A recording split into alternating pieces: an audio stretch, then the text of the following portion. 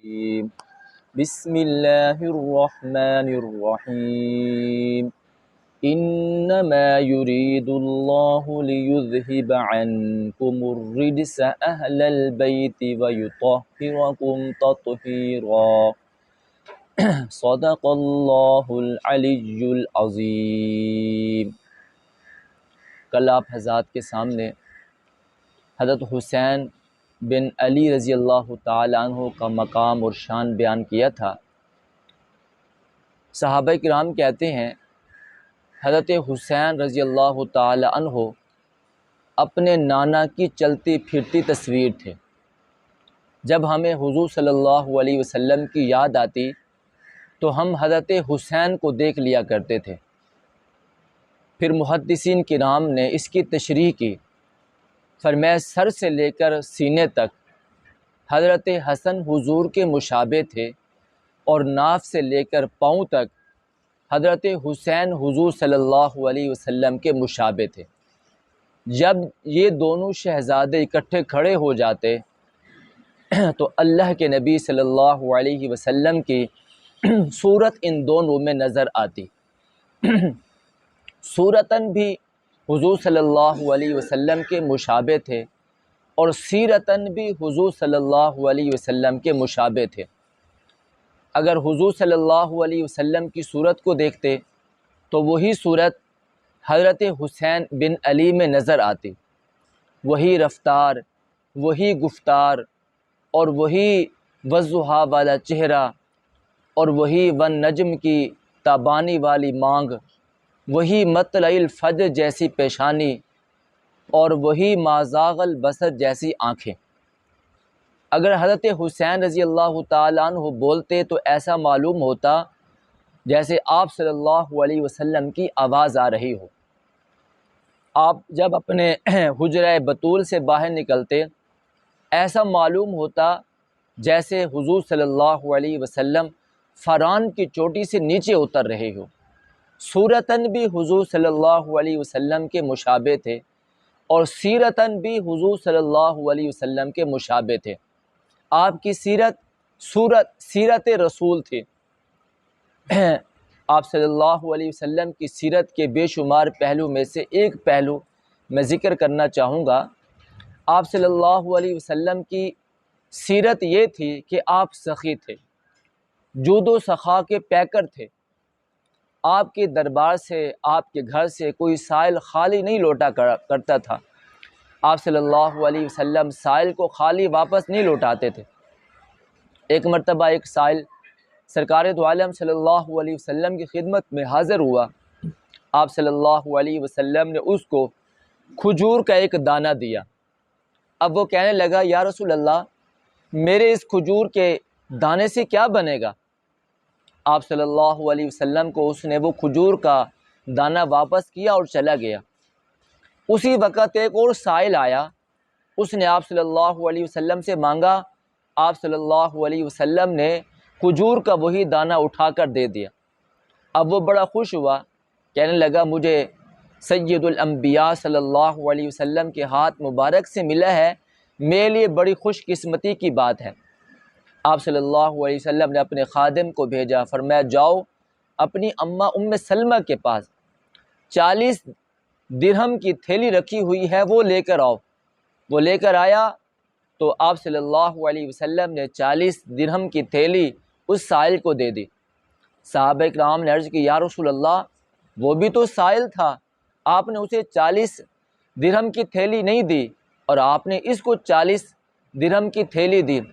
اللہ کے نبی صلی اللہ علیہ وسلم نے ارشاد فرمایا وہ ناشکرا تھا اور یہ شکر گزار تھا۔ جو شکر گزار ہوتا ہے وہ در مصطفیٰ سے خالی نہیں لوٹتا۔ ایک عورت نے آپ صلی اللہ علیہ وسلم کی خدمت میں بنی ہوئی چادر پیش کی۔ آپ صلی اللہ علیہ وسلم نے اس کو زیب تن کیا۔ صحابہ کرام کہتے ہیں اللہ کے نبی صلی اللہ علیہ وسلم کو بڑی خوبصورت وہ چادر لگ رہی تھی اور آپ صلی اللہ علیہ وسلم کو اس چادر کی ضرورت بھی تھی۔ اتنے میں ایک صحابی کھڑے ہوئے کہنے لگے یا رسول اللہ، یہ چادر مجھے عنایت کر دیں۔ آپ صلی اللہ علیہ وسلم نے وہ چادر اس صحابی کو عنایت کر دی۔ صحابہ کرام کہنے لگے یا رسول اللہ، آپ نے یہ چادر کیوں عنایت کی ہے؟ اور صحابی سے کہا آپ حضور سے یہ چادر نہ مانگتے، آپ دیکھ رہے تھے، آپ نے ابھی ہی وہ جلوہ آپ صلی اللہ علیہ وسلم نے ابھی وہ چادر زیب تن فرمائی تھی، آپ کو خوبصورت لگ رہی تھی، آپ کو ضرورت تھی۔ تو اس صحابی نے کہا یہ چادر میں نے کسی اور ضرورت کے لیے حضور سے نہیں مانگی، میں نے یہ چادر اس لیے مانگی ہے کہ اس سے حضور صلی اللہ علیہ وسلم کا جسم اقدس مل گیا ہے، مس ہو گیا ہے، جب میں دنیا سے رخصت ہو جاؤں تو یہی چادر پہن کر دنیا سے جاؤں، میں نے اس لیے حضور صلی اللہ علیہ وسلم سے چادر مانگی تھی۔ آپ صلی اللہ علیہ وسلم کی یہ سخاوت تھی۔ اور حضرت حسین رضی اللہ تعالیٰ عنہ کی سیرت رسول تھی، آپ کی زندگی بھی سخاوت کی پیکر تھی۔ ایک سائل مدینہ منورہ میں آیا اور آ کر کہنے لگا میں 10,000 درہم کا مقروض ہوں۔ اب وہ سائل حضرت عبداللہ بن زبیر سے ملا۔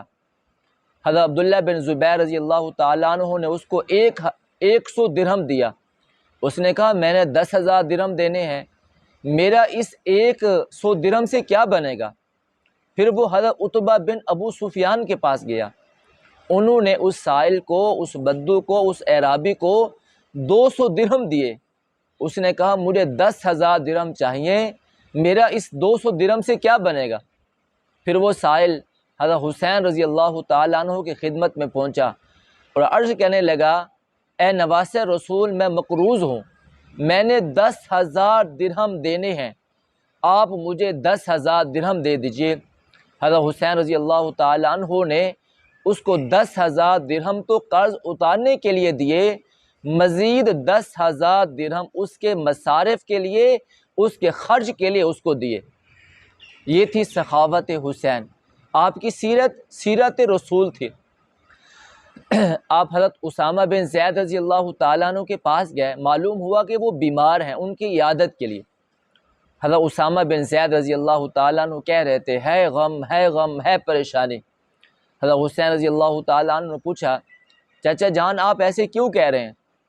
حضرت اسامہ بن زید نے کہا میں 60,000 درہم کا مقروض ہوں، اور یہ اب آخری وقت بھی آ چکا ہے، میں یہ نہیں چاہتا کہ میں دنیا سے جاؤں تو مقروض حالت میں جاؤں۔ حضرت حسین رضی اللہ تعالیٰ عنہ نے فرمایا آپ اللہ کے نبی کے صحابی ہیں، آپ ایک بزرگوار شخصیت ہیں، آپ پریشان نہ ہوں، میں آپ کی طرف سے 60,000 درہم ادا کر دوں گا، آپ پریشان نہ ہوں۔ حضرت اسامہ بن زید رضی اللہ تعالیٰ عنہ نے فرمایا مجھے بس اسی قرض کی فکر تھی کہ میں اپنا قرض کیسے اتاروں گا۔ حضرت حسین رضی اللہ تعالیٰ عنہ نے آپ کی زندگی میں 60,000 درہم حضرت اسامہ بن زید رضی اللہ تعالیٰ عنہ کی طرف سے 60,000 درہم جو قرض تھے آپ نے وہ اتار دیے۔ آپ کی سیرت، آپ کی صورت اور آپ کی سیرت رسول تھی۔ آپ کی لونڈی ایک مرتبہ آپ کی خدمت میں ایک پھولوں کا گلدستہ لے کر آئی، آپ اس سے بڑے خوش ہوئے اور خوش ہو کر اس کنیز کو آزاد کر دیا۔ تو صحابہ اکرام نے، حضرت انس نے کہا اے حسین آپ نے تھوڑی سی بات پر ایک کنیز کو آزاد کر دیا۔ حضرت حسین رضی اللہ تعالیٰ عنہ نے فرمایا مجھے قرآن و حدیث یہی تعلیم دیتا ہے کہ میں تھوڑی سی بات پر بھی اپنی کنیز کو آزاد کر دیتا۔ یہ تھی آپ کی پیاری سیرت، آپ کی سیرت رسول صلی اللہ علیہ وسلم تھی۔ ایک مرتبہ آپ سفر پر گئے، ایک عورت نے آپ کی خدمت کی، آپ کے لیے بکری کا گوشت بھونا اور حضرت حسین رضی اللہ تعالیٰ عنہ کی خدمت میں پیش کر دیا۔ کئی مدت کے بعد وہ عورت مدینہ منورہ میں آئی تو حضرت حسین رضی اللہ تعالیٰ عنہ نے اس کو 1,000 درہم اور 1,000 بکریاں عنایت فرمائی۔ یہ تھی آپ کی سیرت۔